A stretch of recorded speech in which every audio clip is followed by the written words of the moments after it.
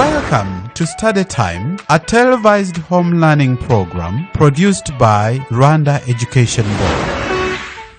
Hello students, welcome to TV Learning Program. Today I'll be taking Senior 4 students in biology. Dear students, I request you to pay attention and actively participate in this lesson. Here I mean, follow all the steps of the lesson. Before we start our lesson, let us make a quick review of what we learned last time. Do you remember what we talked about? Excellent. We talked about microscopy, where specifically we talked about compound light microscope. We talked about parts of a compound light microscope and their functions. We saw where microscopes are used.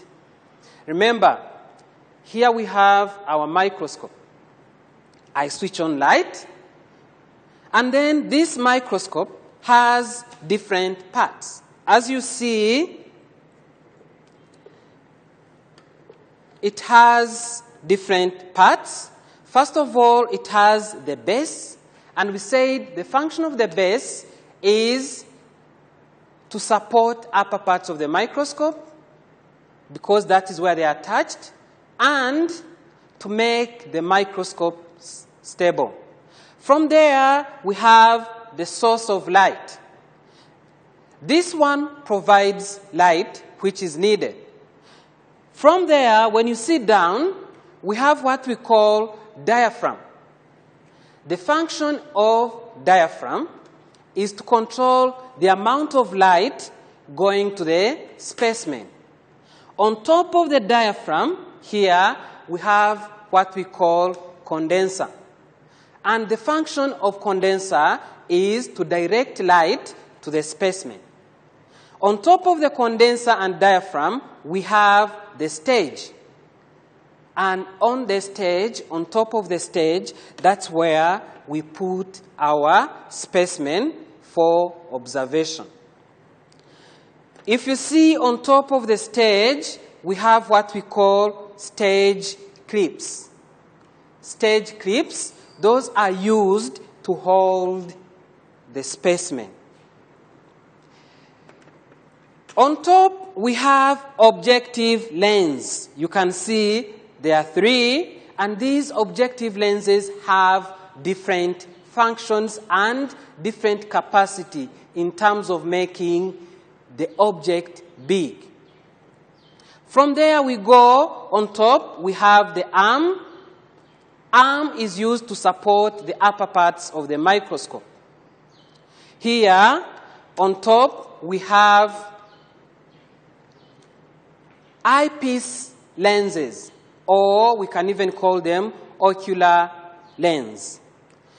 Now, this is our microscope. Where are microscopes used? We said compound light microscopes can be used in schools. They can be used in hospitals. They can be used in universities. They can also be used in forensic institutions and natural resource centers. Remember, they observe tiny organisms which we can't see with our eyes. They make them big. Our lesson today is from Unit 3 of Senior 4 book, which is Microscope, and then the lesson is Types of Microscopes. Students, do you know what a microscope means? Very nice. A microscope means an instrument which is used to observe small objects. And remember, those objects can't be seen by our naked eyes. Do you know types of microscopes? Good. We have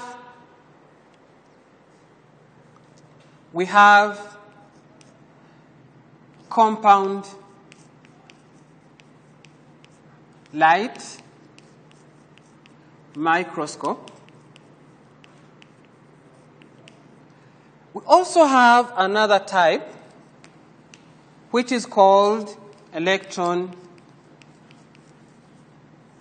microscope.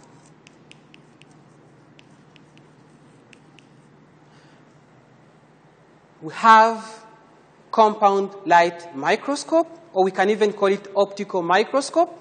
We also have another type called electron microscope. This electron microscope has other two types. Here we have what we call TEM. We also have what we call SEM. Students, do you know what TEM means? TEM means transmission electron microscope.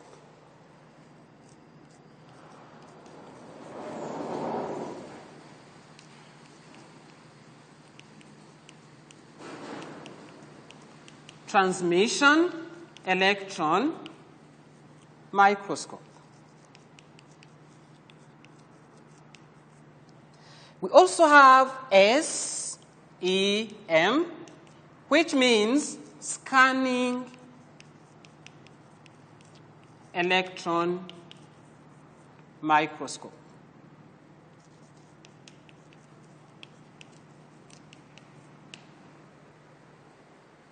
We have seen we have two main types of microscopes: light microscope and electron microscope. Electron microscope has two other types: transmission electron microscope and scanning electron microscope. Students, how are these microscopes different? Here we have the arrangement of light microscope. When you see it there, remember we started with the light source, the source of light. This provides light. From this light source, we have condenser lens.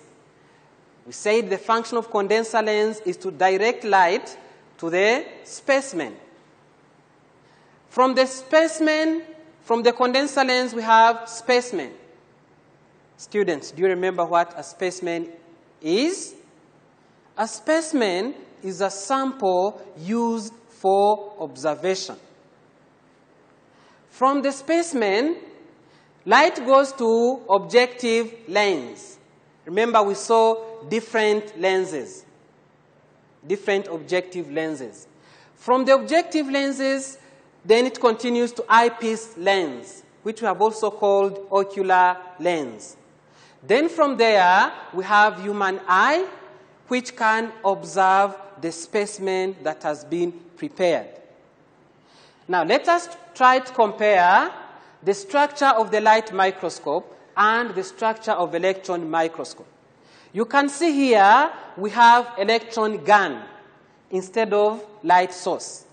The function of electron gun is to emit electrons from the cathode. Then from there, it goes to magnetic condenser. This one is different from the condenser lens we have seen with the light microscope. From the magnetic condenser, then electrons go to specimen. From the specimen, they continue to magnetic objective lens. From there, then the electrons go to projector. From the projector, then they go to fluorescent screen. This is where now we can observe our specimen, which means, unlike in the light microscope, where the human being uses their eyes to observe through the eyepiece lens, here the specimen is observed on the fluorescent screen. Let us continue to make more differences between a light microscope and electron microscope. Here we have differences between electron microscope and light microscope. We have seen diagrams describing both types of microscopes. Now let us see how they are different.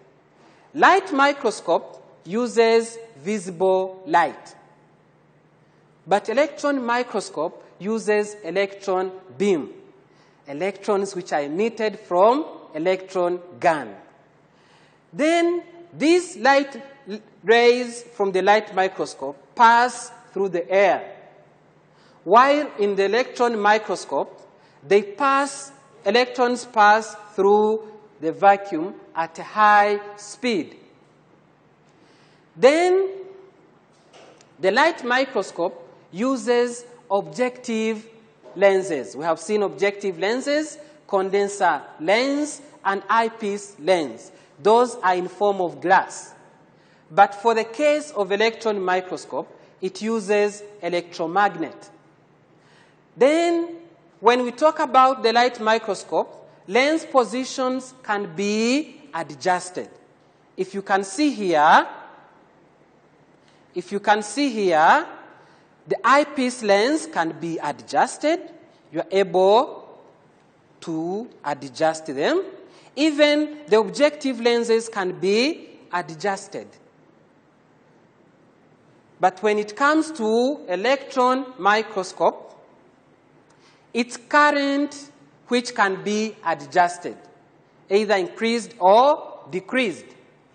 Then, on the stage of the light microscope, we put there the glass slide. Remember, the glass slide is the one we use to put the specimen which has been prepared. Then here, it is the metal grid which is used. In the light microscope, the resolution is high.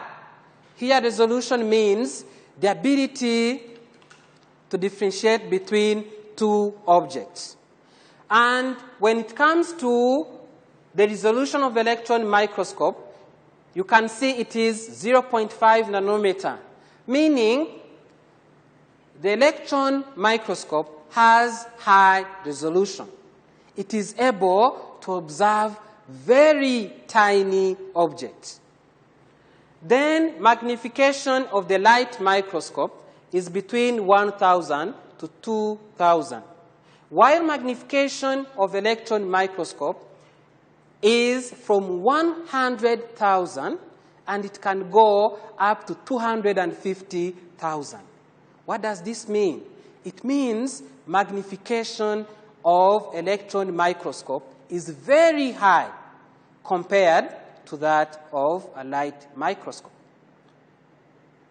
At the beginning, we talked about where light microscope is used.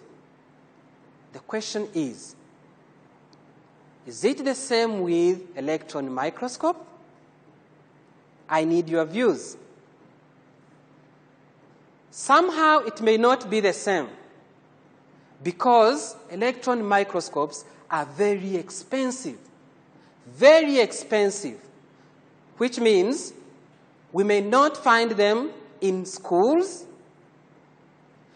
We can find them in universities, in most cases medical colleges, which do a lot of research about microorganisms and other tiny organisms or tiny objects like cells. We can also find electron microscopes in research centers, in industries, and when we find them there, you can find it is only one because they are very expensive. But even though they are expensive, as we have seen, they have high magnification, they have high resolution, and they are very nice in terms of observing tiny materials or tiny organisms. Students, we have used the word magnification many times. What does it mean? Excellent. Magnification means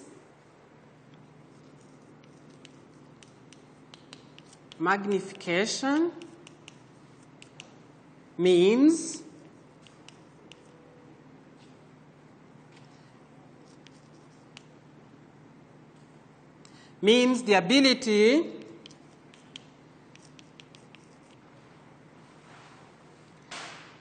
to make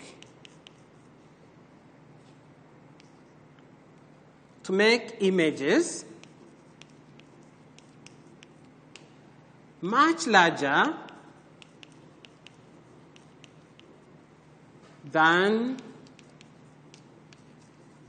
objects.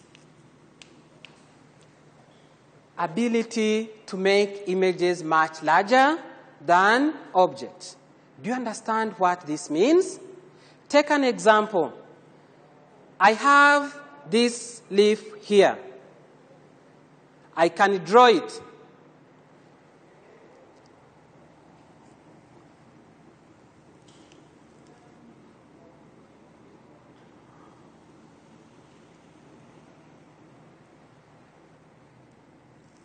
I have drawn the leaf, and as you can see, it has different parts. Now, what do we mean when we talk about magnification? This one, we call it the object. And this diagram is the image. So here, we compare the object to the image drawn. I can give you an example. When you are doing a practical exam about the leaf, and then you are entitled or you're requested to draw that leaf. That means this will be the specimen or the object, and your drawing will be the image. So what microscopes do is to make this object much bigger so that it can easily be seen. Of course, here we mean objects which are tiny, which cannot be seen by the naked eyes. Now, using our microscope, how do we find magnification? When you check on the objective lenses, we have numbers. Numbers, we have like 40, we have 100, we can even have 4. And when you check also on top of the eyepiece lens, we also have numbers. Like here we have 10 times. Even here, we have 16 times, which means this one where we have 16 has the capacity to magnify the specimen than this one. This can magnify it 10 times. This can magnify it 16 times. Now, we have seen that we have numbers on the objective lenses, also have numbers on the ocular or eyepiece lenses. Let us see how we can find total magnification. Total magnification is when we get ocular lens magnification times objective lens magnification. How do we do that? Let us say I put my specimen on the microscope, and then this, I put the lens which has 40. And here, remember, we have 10, which means there we have times 40 on the objective lens. Then on the ocular lens, we have times 10. To find total magnification, I get 40 times 10, so that this becomes 400x, which means the specimen has been magnified 400 times. It has been made very big, and you can easily see it using your eyes. Let us complete this table. Here we have total magnification. Here we have ocular lens magnification. Here we have objective lens magnification. Now, where we have total magnification here is 80, and ocular lens magnification is 5. What I do, I get 80 divided by 5, so that this becomes x20. Meaning, ocular lens magnification is 5 times objective lens magnification, which is 20. Then I get total magnification of 80. The specimen has been magnified 80 times. Here we have ocular lens magnification, which is times 10. Then objective lens magnification is 40. What we do, we get 40 times 10. This becomes 400 times. Meaning the specimen has been magnified 400 times. On the next number, we have ocular lens magnification times 10, objective lens magnification times 100. To get total magnification, I do 10 times 100, which means magnification will be 1,000. Then here I have total magnification, which is times 1,600. I also have objective lens magnification, which is 100. What I do here, I get 1,600 divided by 100. Then I get times 16, which means times 16 is the ocular lens magnification. Then the total magnification here is ocular lens magnification, which is 16, times 100 magnification, which is 100. Then this becomes 1,600 magnification. Meaning here, the microscope has magnified the tiny object we can't see with our eyes 1,600 times to make it very big, so that you can see it with your eyes, so that I can see it with my eyes. Then we have number 2. Here says, calculate the magnification if the actual size is 5 micrometer and the measured image of the specimen has the size of 60 millimeters. Here what we do, first of all, magnification is equal to image size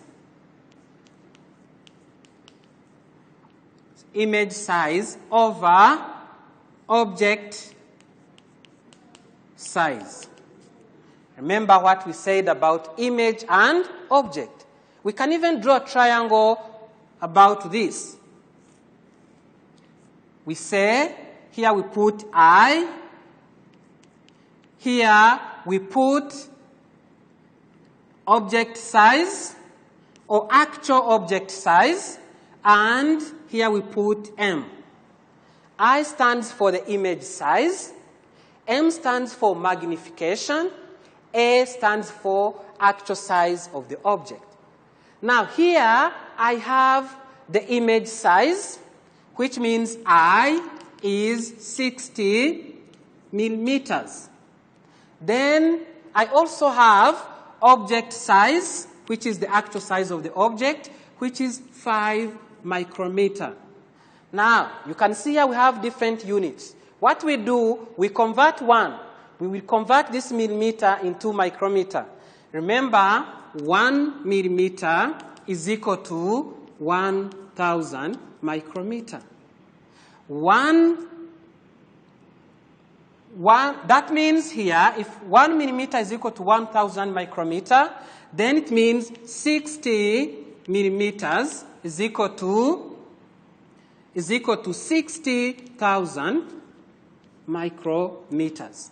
Then what we do, we get to find magnification. We say M is equal to I divided by A, image size divided by actual object image. Then here I will get 60,000 divided by 5 micrometer. 60,000 micrometer divided by 5 micrometer. Then here I get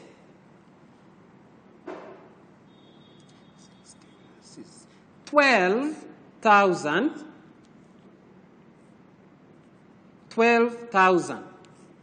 which means this is our magnification. Our M, total magnification, is 12,000 times 12,000.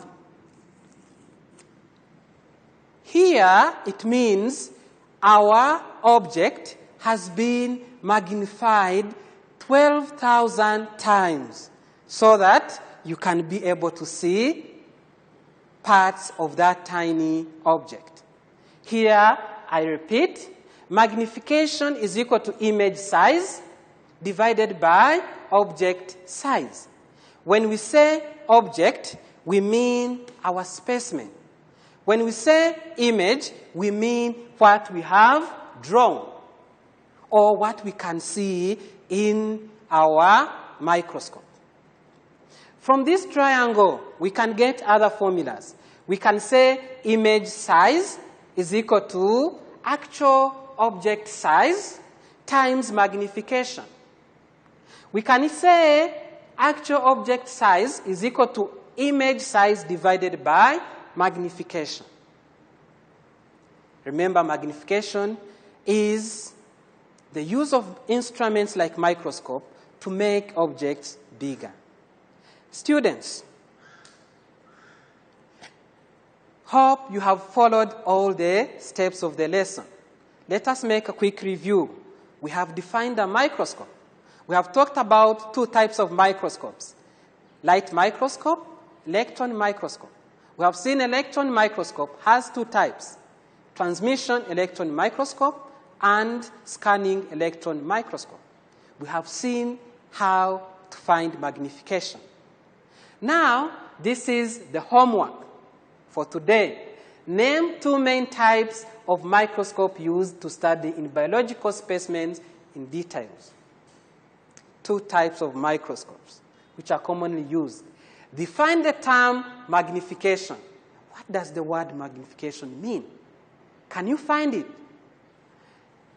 Question number 3, what are the differences between light and electron microscopes?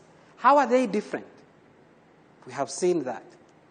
Question number 4, give any 4 places where electron microscopes are used. Thank you very much for today. Have a nice time.